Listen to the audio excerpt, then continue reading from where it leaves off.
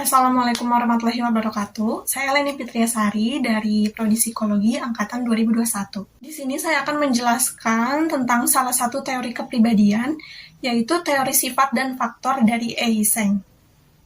Pertama, ada gambaran umum dari teori kepribadian Eysenck ini.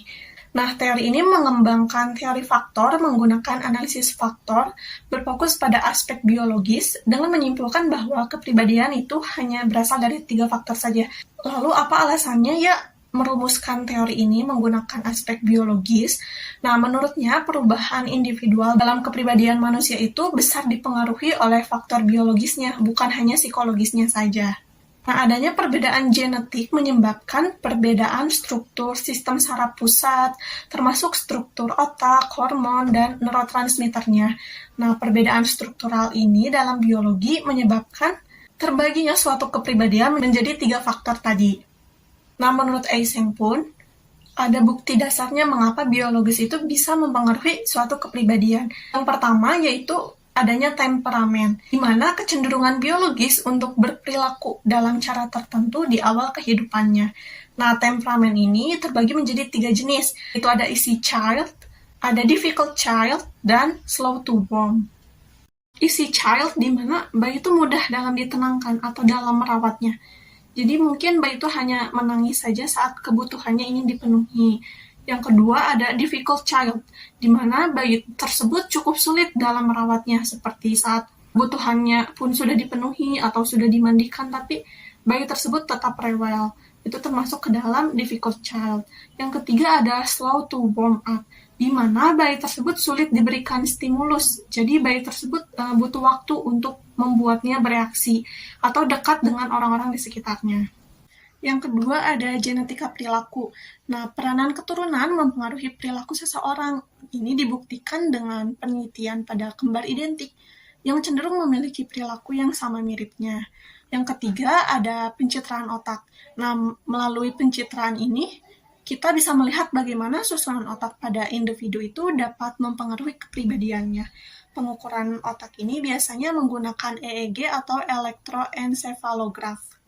Nah, menurut Eysenck, lewat pengukuran psikometri saja ternyata tidak cukup, sehingga harus ada faktor pendukung, terutama yang berhubungan dengan keberadaan biologis atau aspek biologisnya. Nah, Eysenck ini menggambarkan teori kepribadiannya menggunakan hierarki organisasi perilaku, di mana ia melihat bahwa perilaku ini ada tingkatannya, sehingga bisa membentuk suatu tipe kepribadian tadi.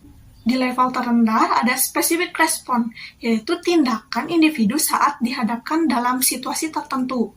Yang level kedua yaitu ada habitual response, yaitu tindakan atau respon yang berulang saat individu dihadapkan dengan situasi sejenis. Di level ketiga ada trait atau sifat, yaitu respon umum yang saling berhubungan satu sama lain, yang kemudian menjadi ciri khas pada individu tersebut. Nah, di level keempat ada tipe yang terdiri dari beberapa sifat yang saling berkaitan. Misalnya, ketika kita mengambil contoh dari tipe introversi, di mana perilaku spesifiknya itu setiap pulang sekolah, seseorang anak itu selalu mereview pelajarannya di sekolah, menikmati lingkungan yang tidak terlalu ramai, dan lebih senang membaca buku di kamarnya, dibandingkan harus keluar dan menghabiskan energinya bersama orang-orang. Dan juga jika dihadapkan dengan situasi yang mengharuskan dirinya untuk bertemu banyak orang baru, ia cenderung selalu menghindar. Itu dinamakan perilaku spesifik atau specific response. Nah, di level selanjutnya, ketika respon-respon tadi itu berulang, akhirnya membentuk suatu kebiasaan atau habitual response. Misalnya, anak ini menjadi punya kebiasaan belajar dan menyelesaikan tugasnya setelah pulang sekolah, lalu tekun dengan hobinya, dan cenderung jarang hangout dengan teman-temannya karena lebih suka mengisi waktu luangnya dengan dirinya sendiri saja. Di level ketiga, yaitu dari kumpulan kebiasaan tadi, muncullah perilaku-perilaku yang mirip dan dikelompokkan menjadi sifat. Nah, anak ini cenderung memiliki sifat tekun atau sifat pemalu secara sosial. Dari kumpulan sifat tadi terbentuklah tipe. Nah, tipe introversi inilah yang dimiliki oleh anak tersebut, karena anak tersebut cenderung memiliki perilaku atau melakukan aktivitas yang ke dalam dirinya. dan menikmati situasi-situasi tenang yang tidak banyak orang. Di level selanjutnya ada dimensi kepribadian menurut Eysenck.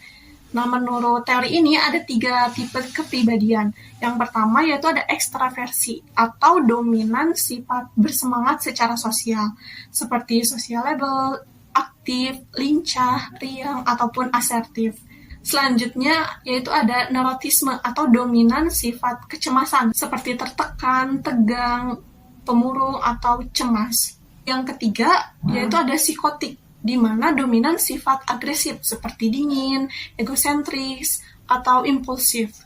Nah, menurut Eysenck, dari hasil penelitiannya yang mempengaruhi dimensi kepribadian itu, 3/4-nya itu berasal dari faktor biologis, dan 1/4-nya itu dari faktor lingkungannya. Nah, untuk menekan 3 faktor kepribadian tadi, Eysenck memiliki kriterianya sendiri untuk mengidentifikasi faktor kepribadian. Yang pertama yaitu bukti psikometrinya harus kuat, yang kedua harus memiliki sifat kewarisan. 3 faktor tadi memenuhi syarat dari sisi biologisnya. Lalu yang ketiga harus masuk akal secara teoritis. Nah, 3 faktor kepribadian tadi yaitu ekstraversi, neurotisme, dan psikotik ini sudah pernah dijelaskan oleh para ahli sebelumnya. Seperti pada ekstraversi, ini pernah dibahas oleh Carl Gustav Jung, lalu pada neurotisme banyak juga dibahas oleh Sigmund Freud, dan psikotik ini pernah dibahas juga oleh Abraham Maslow. Lalu yang keempat, harus memiliki relevansi sosial. Selanjutnya ada dasar biologis kepribadian. Yang pertama yaitu ada faktor identik.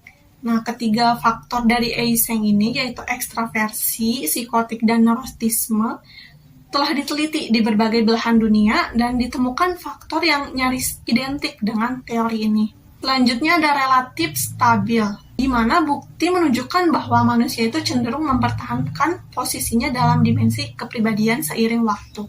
Yang ketiga yaitu ada penelitian genetik, seperti pada penelitian Minnesota misalnya, yang menunjukkan hasil yang hampir sama pada kembar identik dibandingkan dengan kembar paternal. Nah, hal ini dilihat Eysenck bahwa faktor genetik berperan dominan menentukan perbedaan individual dalam kepribadian. Sekian yang dapat saya sampaikan. Terima kasih sudah menonton.